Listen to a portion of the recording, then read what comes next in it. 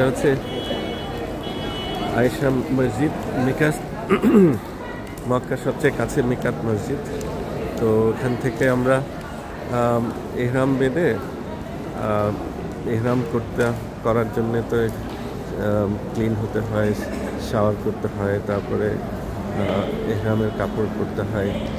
তো সেগুলো সবগুলোই এখান থেকে শুরু করা যায়, অথবা আদার অপশন আছে আমরা হোটেল থেকে, যেহেতু আমরা আগে ওমরা করে ফেলেছি, যেটা আমরা অলরেডি দুবাই থেকে ওমরা করার জন্যে ইন্টেনশন নিয়ে ওখান থেকে আমরা ইহরাম করে এসেছি। ফ্লাইটে এসে আমরা রিয়াদ হয়ে জেদ্দা থেকে তারপর ট্রেনে এসে হোটেলে আমাদের বিলঙ্গিংস রেখে তারপরে হারামে চলে এসেছি।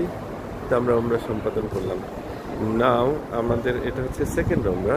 তো এটার জন্য আমরা চেক করে দেখলাম যে হোটেল থেকে আমরা ইহরাম এর কাপড় শাওয়ার করে সব ক্লিন হয়ে ইহরামের কাপড় পরে আসতে পারি। ইন্টেনশনটা আমরা এখান থেকে করব। এখানে এসে আমরা ওমরা নিয়ত করব, তারপরে ওমরার জন্য 2 রাকাত নামাজ পড়ে নিয়েছি হাশাম মসজিদে। তারপরে হলো আমাদের তালাবিয়া পড়তে হয়েছে, লাউড পড়লাম। তারপর জোহরের নামাজের সময় হয়ে গেছে, তখন আমরা জামাতে জোহরের নামাজটাও পড়ে নিয়েছি।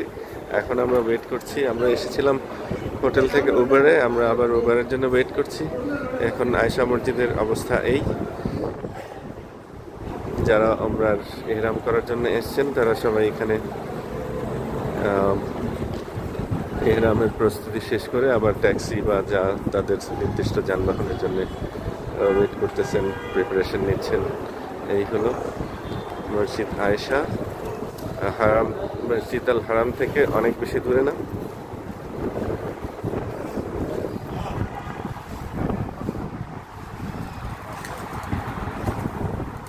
ওটা হচ্ছে পার্কিং লট, অনেক গাড়ি ওখানে। মসজিদ আয়েশা মসজিদটা বাইরে থেকে দেখতে এরকম। সামিন দেখছে মসজিদ আয়েশা। পাশে পাহাড়ের উপর বাড়িঘর আছে। এখানে একটা ফুটওভার ব্রিজ আছে।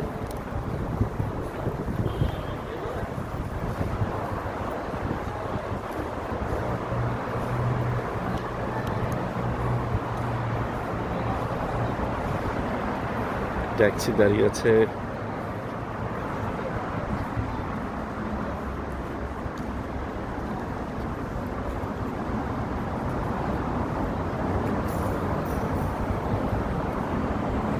এই হলো আয়েশা মসজিদে আমাদের ট্যুর সেকেন্ড ওমরার জন্য।